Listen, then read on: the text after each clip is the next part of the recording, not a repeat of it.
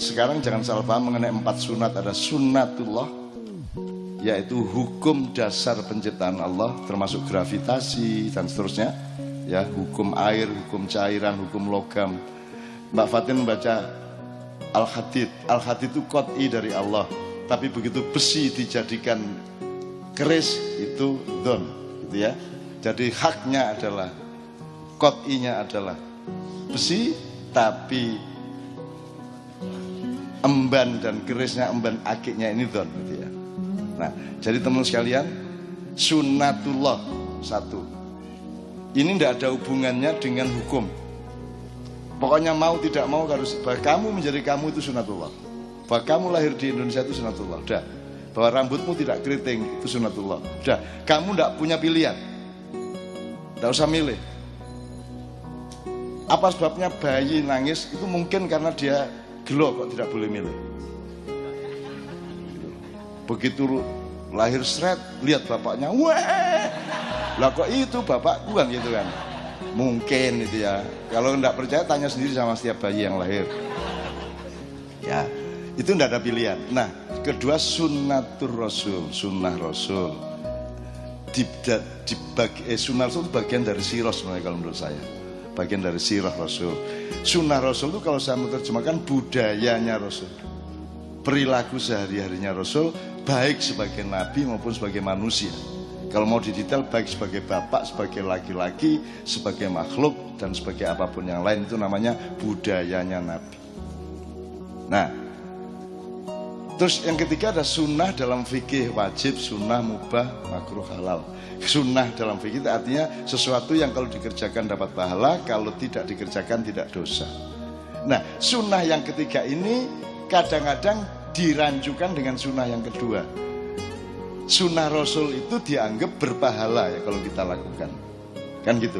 Jadi Rasulullah jenggoten, Anda jenggoten, dapat pahala, kan gitu. Karena rumus yang kita terapkan adalah rumus yang ketiga, yaitu sunnah dalam fikih. Jadi Rasulullah kainnya di atas apa jenenge mata kaki, Anda juga celananya dinaikkan, Anda dapat pahala. Saya optimis Anda dapat pahala. Jenggoten, cingkrang, dan saya senang. Cuman pahalanya adalah berasal dari cintamu kepada Rasulullah, tidak dari celanamu cingkrang, tidak dari jenggotmu. Kalau jenggoten itu dapat pahala, itu ada pertanyaan rasional yang luar biasa. Sudah tidak beli cukur, kan tidak beli pencukur kok, terus gak bondo, gak tahu ngene-ngene, malah oleh ganjaran. Singkian ini bundiran nginang ini malah gak oleh ganjaran. Ini agak tidak masuk akal, ini pahala dari Allah ini.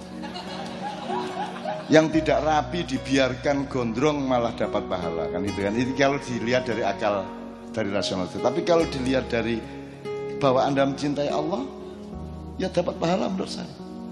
Cuman kalau bisa jangan hanya jenggot yang ditiru mbok keseluruhannya. Naik haji harus jalan kaki. Umpamanya, sholat malam terus sepertiga malam terus sholat, nangis terus, gitu ya, dan seterusnya. Awas kalau nggak nangis nggak sunnah Rasul kamu. Kalau takjil pakai kurma dapat pahala, gitu kan sekarang. Kalau sawo ndak, kalau takjilnya telo ndak, gitu. Gimana rasionalitasnya? Akhirnya kita import kurma sebanyak-banyaknya supaya dapat pahala. Loh kok Tuhan diskriminatif? Kalau memang yang dapat pahala itu takjil kurma, ya Allah tumbuhkan kurma di semua negeri di seluruh bumi ini, kan begitu. Lah kok enak wong Arab ini? Kontok sing berpahala lagi niki anake juwet hari ini. Kan begitu. Jadi kelihatannya zonni kita, cara berpikir kita yang mungkin keliru, gitu sekalian ya. Oke. Jadi yang sunat, satu sunatullah, sunat Rasul, sunat fikih, yang keempat sunat.